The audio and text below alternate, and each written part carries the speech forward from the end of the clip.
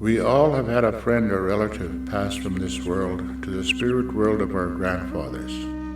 We are saddened, we cry, we grieve. A friend of mine recently had a vision, 4 times, of a pair of sacred warriors on 2 pinto horses, and how they lead us on to a new beginning after death with a song of honor. In a sacred way, we sing you free on this sacred ride.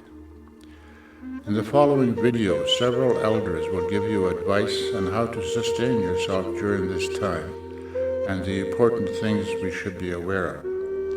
We hope this video will be useful to you and will help to bring closure to your time of grief, and that you will carry only beautiful memories with you.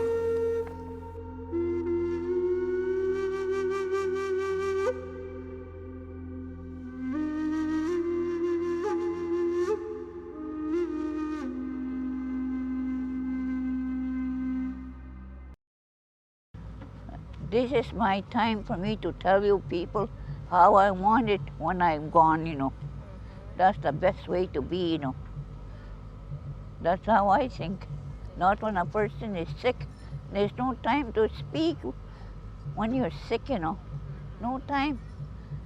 Well, some of the things that they've always been taught from the beginning is it is a spiritual blessing ceremony when life is taken, back to where God let it come down. See, the medicine wheel is a walk we take every day. Every hour and every minute that we're awake, we're on that medicine wheel. That medicine wheel is a way of life. We start at the physical, which is the north. We go to the east, where the beginnings are, to the south, which is spiritual, to the west, that's emotional, and where all the endings are. And again, we turn to the north. And every day, we walk those 4 quadrants. Sometimes those 4 quadrants will represent seasons. Sometimes they represent the human condition.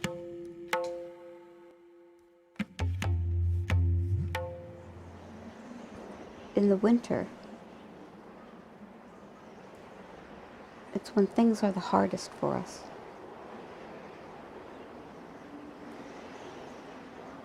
And if anyone's ever had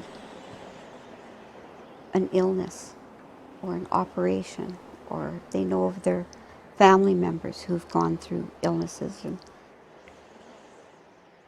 and they're removed from home and they don't have family members around them, or you're in a hospital and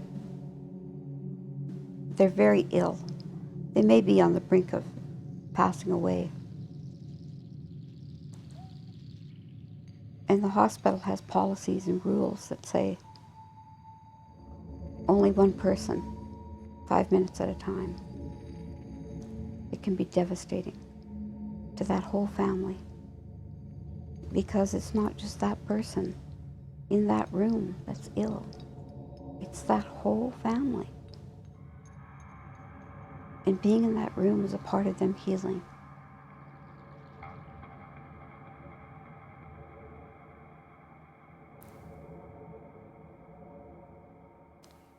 And that's where I see our people going through winters.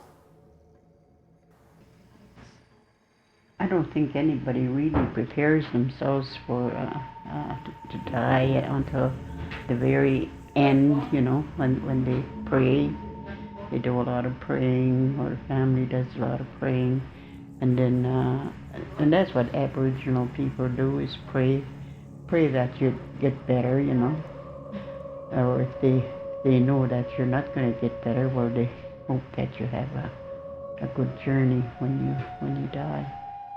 I was just young when my dad died. He was only about 17 when he died.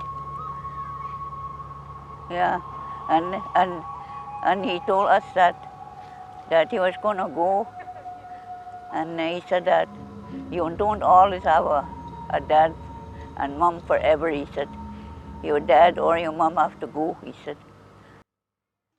I think it's always been like a big concern amongst Indian people when death occurs, when death is upon the people.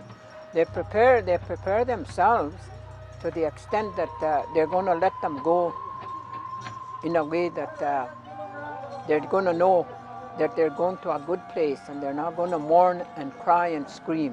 That was never allowed in our Indian culture, never, because you have prepared yourself to accept the fact that they're going to a better place and that you're not going to mourn and cry and and think that they're just nowhere. They've gone to a place prepared for them. Because there's people that destroy themselves also. Because if they lose a mom or a dad, well, I want to go too. So they go and commit suicide because of the hurt that they have. And when somebody dies of alcohol, or take your own life, you wander around for so long, because when we are born, the day is set for us when to go. Well, I'll tell you, like her parents, my parents were old when they died, so that didn't hit us.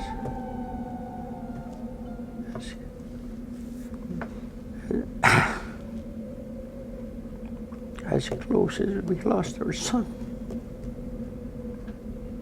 He was here today and gone tomorrow. That's what hurt us most.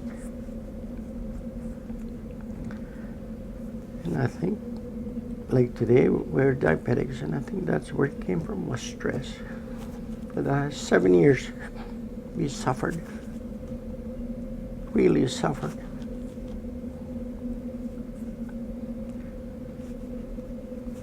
But it's hard to lose somebody young, family.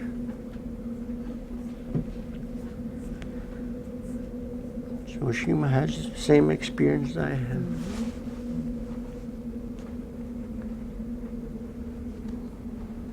But we're trying to keep on for our grandchildren, our children yet. Our health is not getting as good as it used to be. It was hard on us.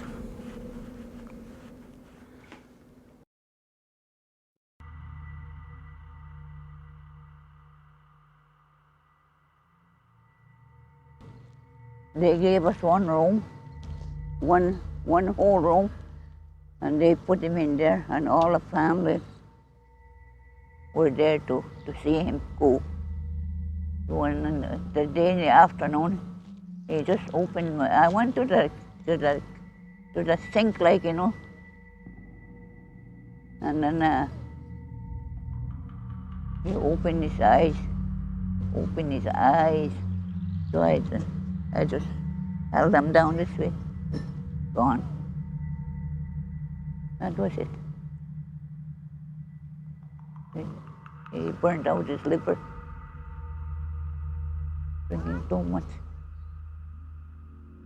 Oh, I lost a lot of. I lost my daughter. I lost my son. I lost 2 of my sons. They're grown up already. I went through lots. Plus my adopted grandson. Very hard. I went through a hard life.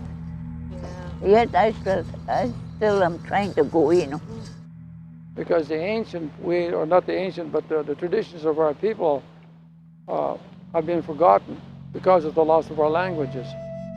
And now today, we're groping in the dark. We're trying to find a way to put closure to our loss of our children, especially the children who died before us, like my son. I haven't stopped grieving. I don't know how to bring closure to it. I go to his grave and I get angry and I cry, and that shouldn't be, because that means his journey on the other side is being slowed up because of my standing there and not being able to close it for myself. Some of them have a difficult time, but you know, we always talk to them like as elders that, you know, it's good to mourn for your family and to cry and everything for a few days, but not to continue. And we're keeping them down when we cry.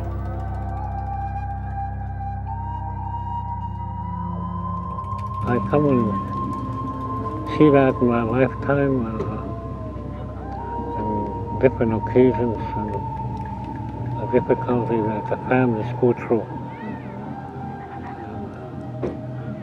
But you always remember that there are elders that will ease the pain. Don't take it all away, but they'll ease the pain by going to them and doing proper protocol and asking them what should be done. And I always say that when an elder passes on, that book is closed. Everything that elder knew is gone with him. Because we, as younger people, have never taken the time to go to that elder with tobacco and ask him the questions that we should have been asking. We want to know something, we have to go to the elder and give him tobacco and talk to him. And a lot of the times when they're old people like that, they just want to get rid of it. They want to tell it, you know, and pass it on. But there's a lot of times I know, even myself, I say, well, I'll go see this guy, you know, some other day. I'm busy right now. But what we have to do is we have to take time out to go see that elder, just as what you've done today. And that's the way things are passed on to our people, younger people.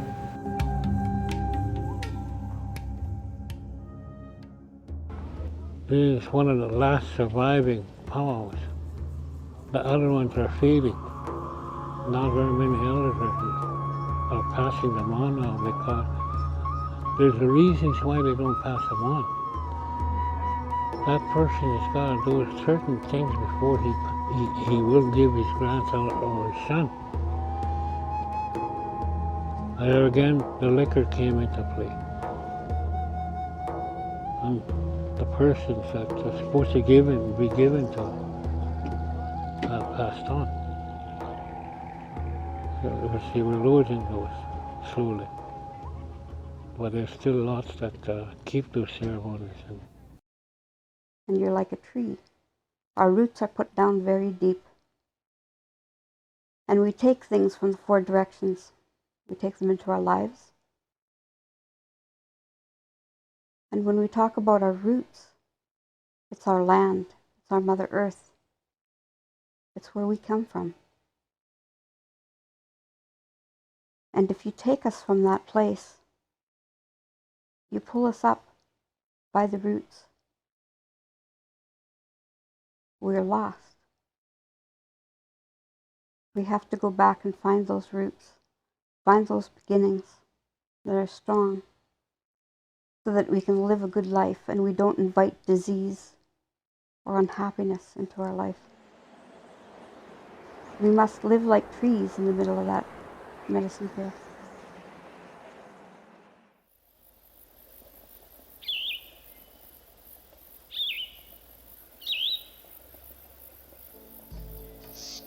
In the spring, it's a new beginning in the spring, new growth, new life.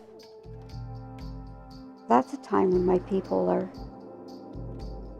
able to have their ways of healing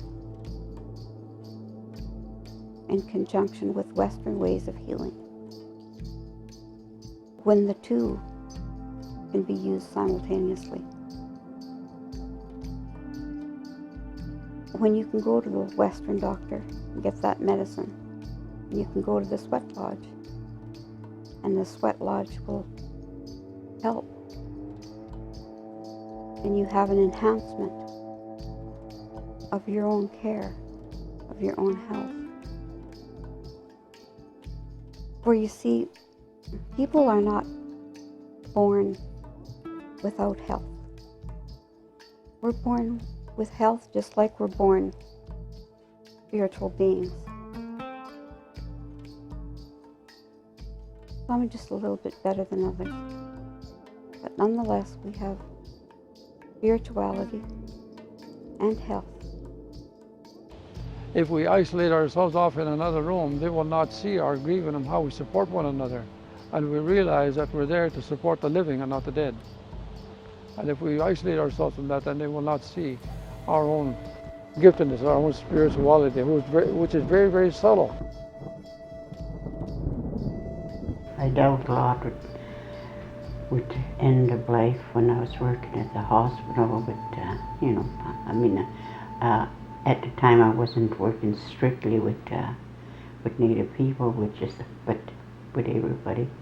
And I always had it in my heart that I was there to help them,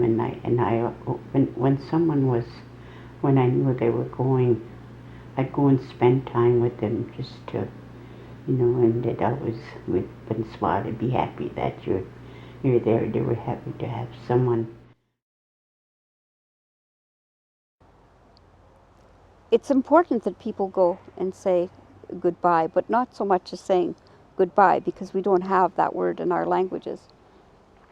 But just to be there and wish them well, just like you would if they were going to Toronto. Oh, I think that's what's really needed. I know when I got sick and I was in Wynyard Hospital, there was a special room there where I went and eat with all my grandchildren. But you got to ask, huh? And I didn't know that there. I didn't know at that particular time myself until I asked the nurse. I said, I got my family, a big family. I said, they're all coming over and we're going to have chicken. And, oh, we got a place over here.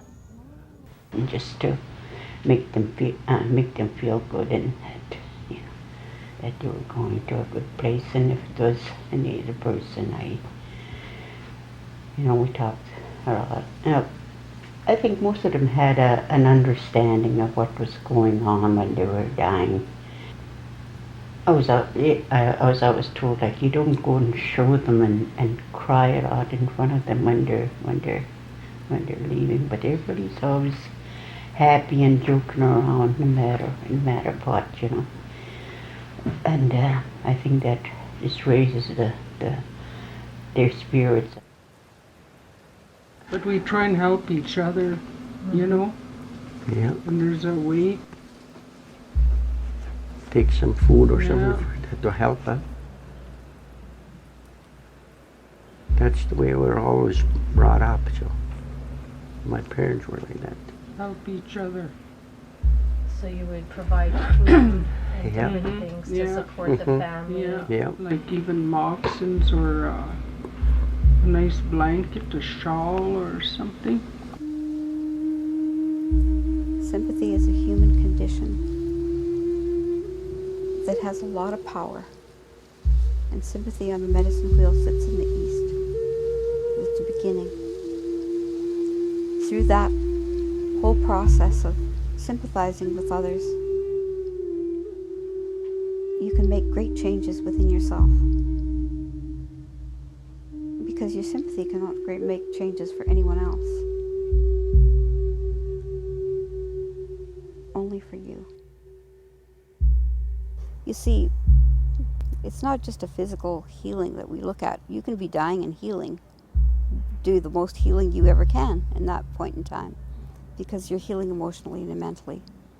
And so we look on that as the person is healing, and they go into that other world healed. They're whole then. And it's a time of sadness for people, but still a sign and a time of joy, because that person has made that transition in a whole manner, as opposed to being emotionally and mentally unwell. With some nations, there's a practice of not putting a picture up. When a person passes away, you don't put that image of that person up on the wall or display it for a year. There's other mourning practices where at the end of the year you have feasts. There also is, they ask you not to cry excessively or call that person's name. There's actually so many days you're not to say that person's name because you cause them unease. You know, we got to remember that they're in the other world and what we do here affects them. And we don't want to tie them here unnecessarily just for our own selfish wants. And it is a want, it is a selfish want. And we have to look towards, we're here with many people and they've made that journey to the ancestors' place. And they need to be feeling well about it without, so that's one of the reasons why you don't call the person's name and you don't hang their picture. And then you honor them with a feast at the end of the year. That's when the year comes around. Everyone will come and gather and have a feast to honor that person. And then it's okay to hang a picture and to speak of them. And always to speak well of them. Before they pass away, if there are things that bothered you about that person or you had some issue, that was the time to do it, is when they're here walking on Mother Earth. But when they go to the grandfathers, then don't bring it up. And it's disrespectful to them then. Well, I think it's better to work on both ways with a doctor and with our Indian culture, If really somebody, with a good practice, with a good medicine man, that would be nice, because we might come out of it, You know what the doctors could do too, I know when my grandfather was old. He was old, he was blind. And doctor came out to see him. Oh, he said, he told my dad, he lived a long life. He lived a long life, he said. He gave him these things, he said. Gave him some drugs. Gave him one a day, So after he left, my dad put them away. He didn't give them. He made Indian medicine.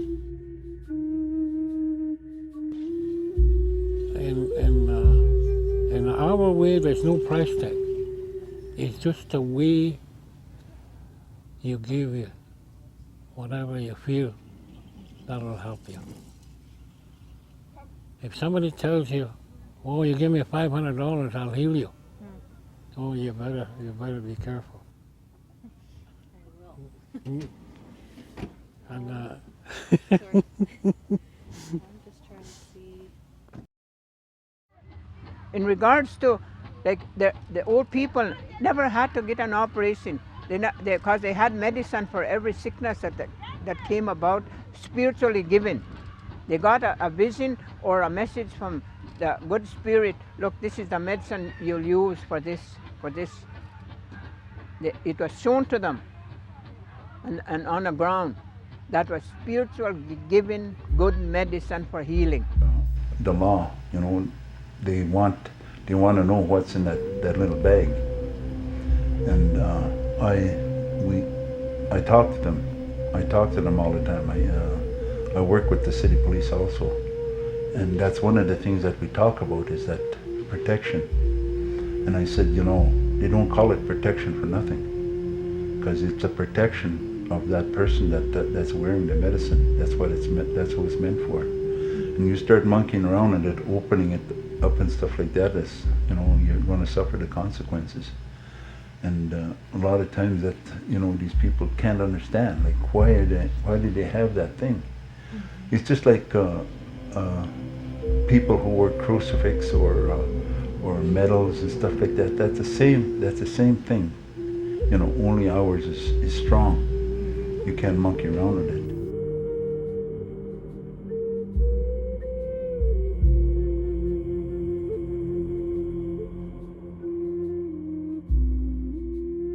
It's very, very important that anything you're doing, such as sweetgrass, before you pick the sweetgrass, you put tobacco there. And you thank Mother Earth for that. Because some people will just take it. You know how long this will last? It won't last long. This is so strong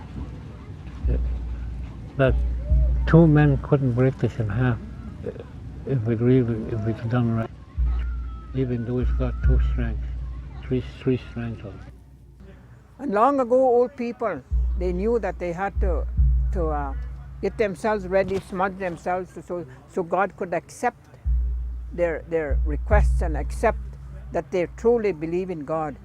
And it was a spiritual gift from long ago to some old men. This is what you'll use. And at the end of this, like they were told, you can see any grass here, eh?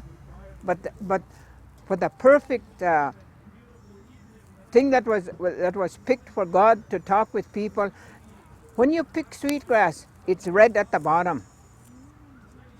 It's red at the bottom. Like when you're picking it and you move the grass around, and it's red at the bottom. That's the sweetgrass that God gave us, along with a pipe.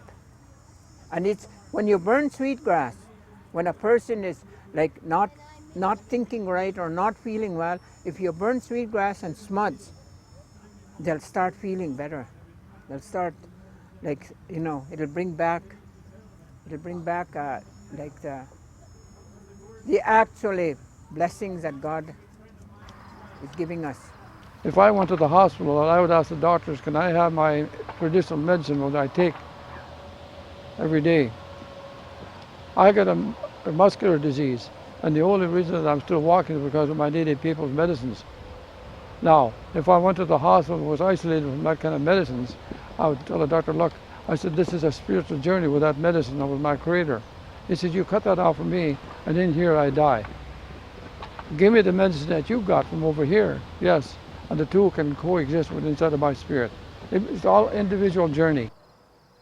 We went to a sweat, and then he talked to us, and he, you know, we just had it kind of a load was taken off our shoulders, you know, and we felt the loss of our daughter. And we felt bad, but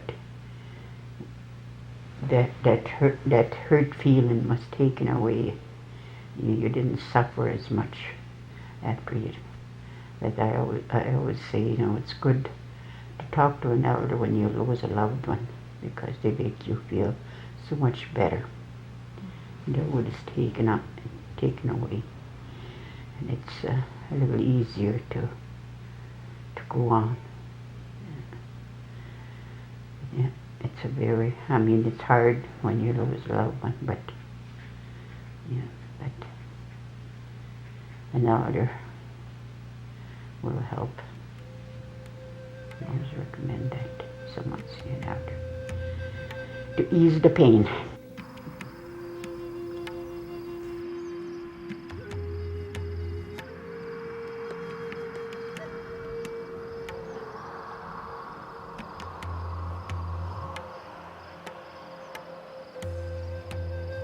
In the summer, I see that as when our healthcare workers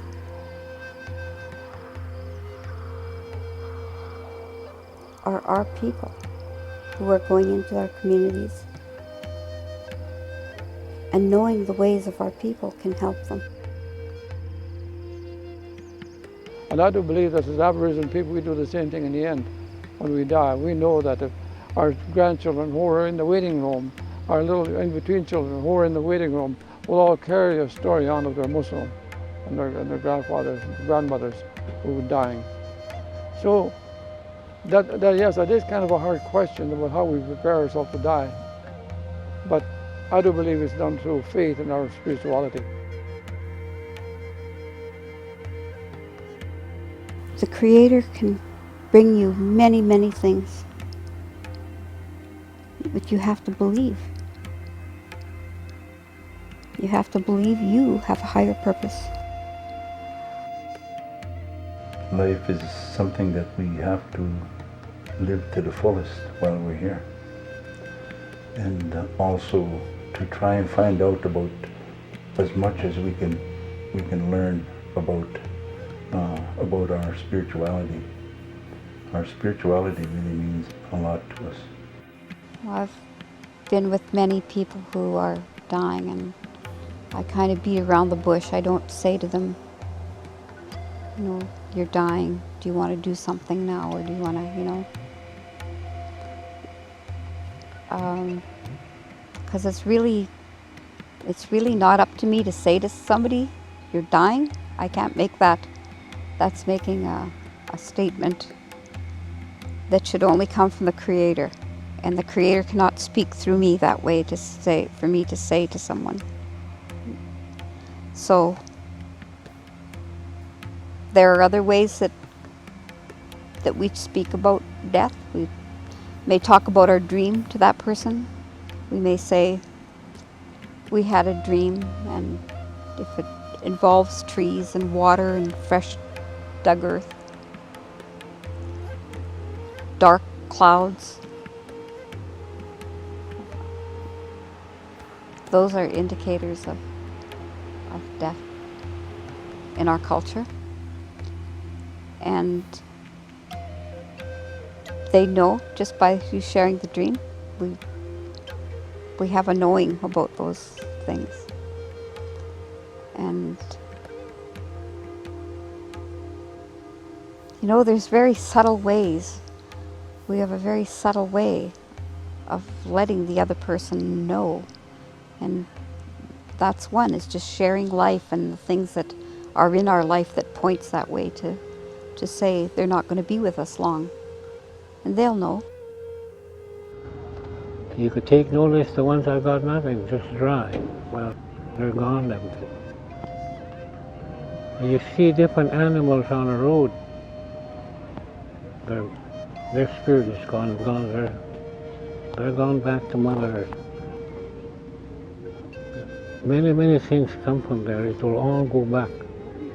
Everything you see around you comes from Mother Earth. The things that we wear. So that's why it's important that we, every time the elders, when I talk and I prayed here today, I thank Mother Earth for walking on. And we fail to do that, young people today, across the country. That's why it's really important that we thank the sun in the morning for giving us that. Thank the water that falls down. That's all life. Gives us life. And I say you don't have to go to church, because you can pray anywhere. And those are the things that really count when you're by yourself, when you're praying. There's no one there to listen to, you know, your prayers or nothing except the Creator and you.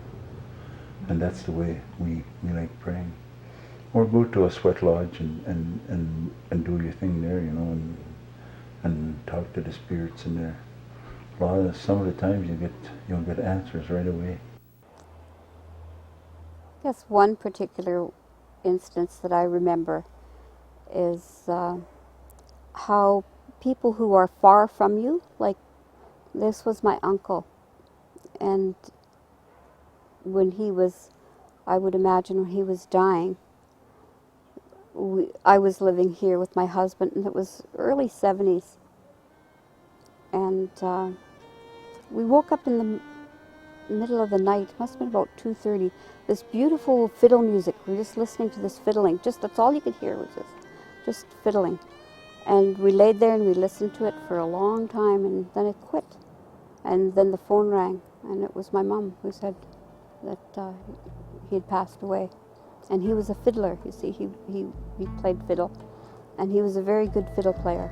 And I think that was, those are the types of things, we have those warnings before things happen.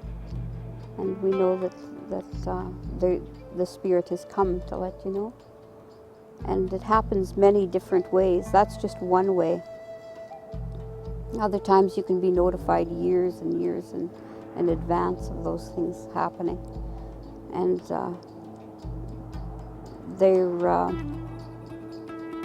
sometimes they'll come, you know, you'll think you hear them or you see them, or the person, your relative, and they're really not there, you know, but they've just come to let you know that they've passed on, or that they're okay, they're in that other world now, you know.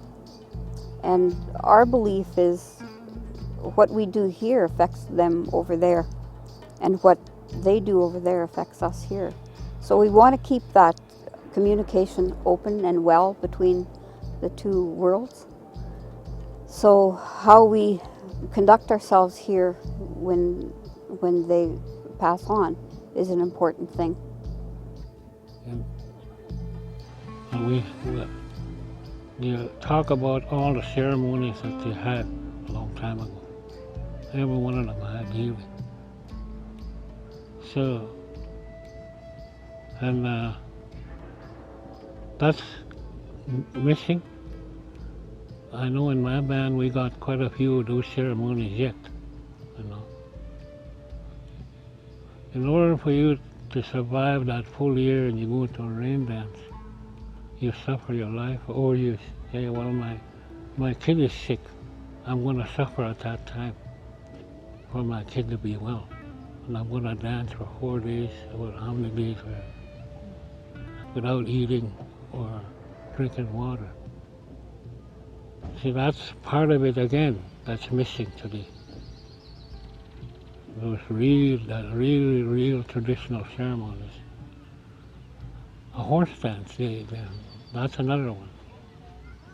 Those are people there that fast 3-4 days before the horse dance. And that, again, that's not very much of that happening. God has all the power, and He had all the power for Indian people. That's why we're still here and still practicing this powwow and rain dances. Those were forbidden too, the rain dances. We couldn't have rain dances. If you had a rain dance, you'd go to jail for 6 months. Some of our people are going in there that I see that our people can help them.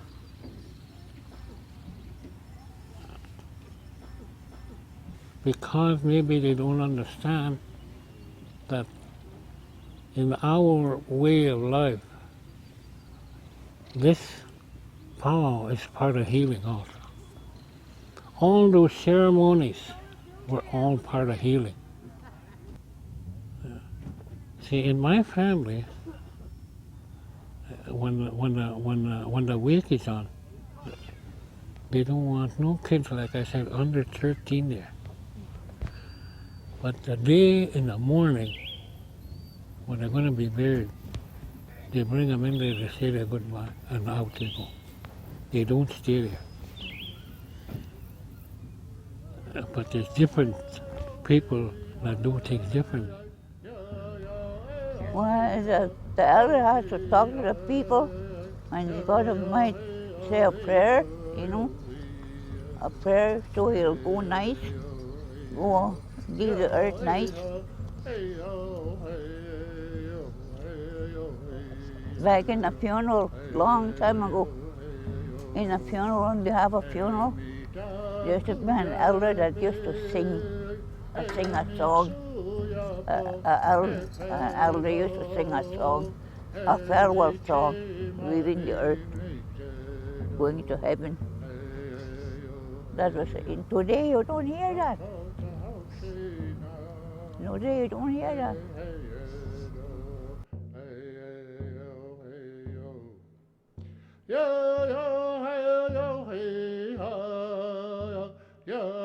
The role of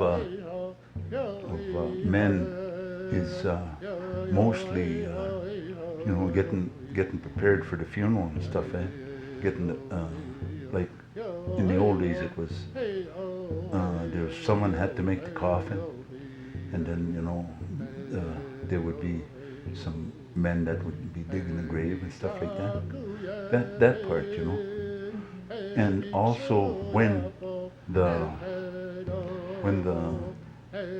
wake is happening, then as I was saying that the men get up and speak about the person that has passed on, and then try and speak to the young people and the people that are there, and try and get the message to them somehow,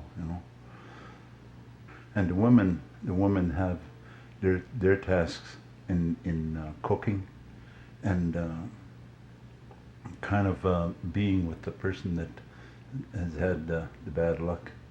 They surround her and be with her all the time. That's the way that goes. And to try and comfort them somehow, and then usually what happens is they'll play cards or something, and just to try and keep busy, because if you sit there and think, then you start hurting. You don't cut your hair before death, according to different tribe beliefs. I've seen my adopted son, his brother-in-law, when he died, the son that came goodbye to his dad, he cut his hair, cut his braids off and put him in a coffin. And that's the right way, like when you're mourning, okay? Being able to walk on the medicine wheel and knowing the medicine wheel and knowing that we all are born in the middle of that medicine wheel, and we stand with the Creator. And when we look towards those four directions, and if we live in a balanced manner on that medicine wheel, that indicates to a person the best way to go about mourning. It's not just, mourning isn't just a thing that comes with death either. Mourning is a thing that comes with a change.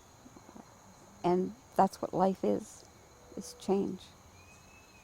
It's always been and it always will be. We can't mourn all the time, It's going to be only for 1 year. The people are supposed to mourn for 1 year. But like supposing my family, something happens to my family, I have to put my stuff away for 1 whole year. That's the way it was long time ago. So I had a feast for my son for 4 years. Every the day he died. For 4 years we put a feast up, called everybody. That's what's been going on. And right after his death, again, we had to make a fire for 4 days by his gravesite. The first thing that's done is that when that person passes away, and if there's an elder around there, to go and smudge the body right away. And then when they'll take it to the morgue, and when they bring it to the building where you go and have the wake, again it's smudged, and then the smudges carry the head of the casket, and they bring it inside, and then they prepare it there, and again that smudge is put at his head on the floor, and every once in a while someone goes and burns sweet grass in there, and that's just for the prayers that's being said, and the cleansing of that spirit and body, and that's what that's all about. And then the elder will pray, the one that's looking after the head elder, and usually he'll say that prayer, and then we'll sit down and have a pipe ceremony, and he'll conduct the pipe ceremony, And you know, it's the prayers that are given is for this person to have a good journey.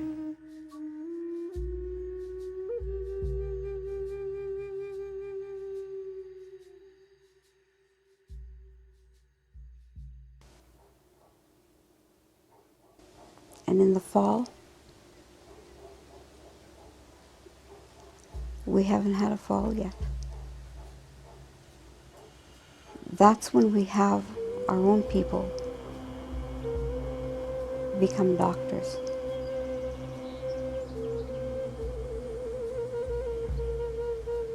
And the cycle will then be complete.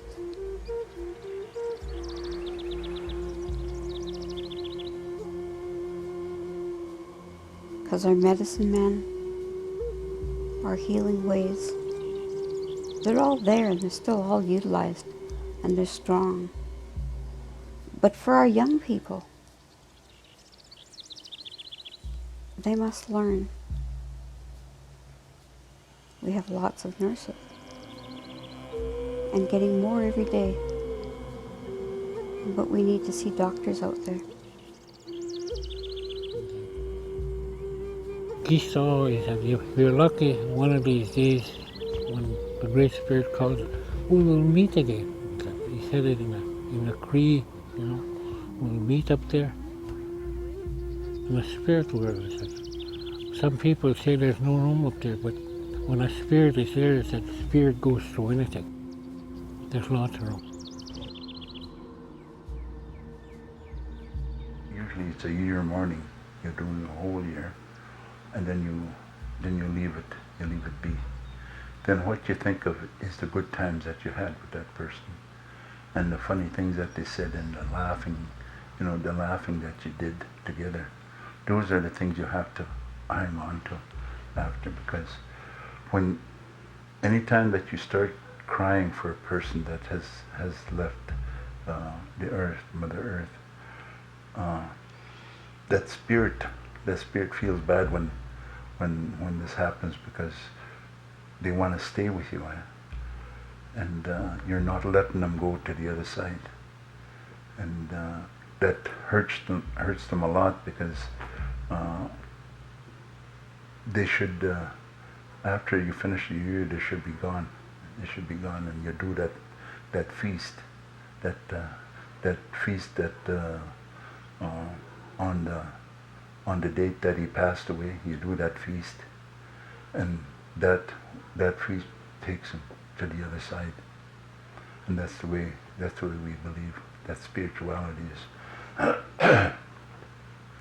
And I guess a lot of times there's young people that that pass on, and then we really feel bad for those, and it's something that we can't really have. We don't have no control over. The Creator has set us on this earth, and He's set our time. So when we're ready to leave, when that time comes about, that's when we're gone. Death is a part of life. It's a part of living, and it's necessary as birth. You know,